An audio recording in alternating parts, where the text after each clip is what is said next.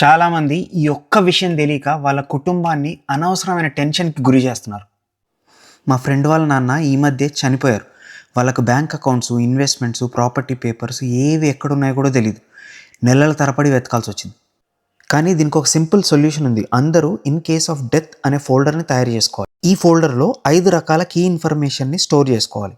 ఫస్ట్ది మీ ID documents, PAN card, Aadhaar card, passport, driving license, birth certificate. సెకండ్ది legal papers, will documents, succession certificates, guardianship papers. థర్డ్ది financial details, bank accounts, investments, loans, insurance policies, income tax returns. Next property documents, property papers, land deeds, rental agreements, utility bills. ఫైనల్గా digital assets, email accounts, devices, crypto currency, digital investments, password manager. ఇవన్నీ ఐటమ్స్తో ఒక physical folder లేదా digital register తప్పకుండా prepare చేసుకోండి.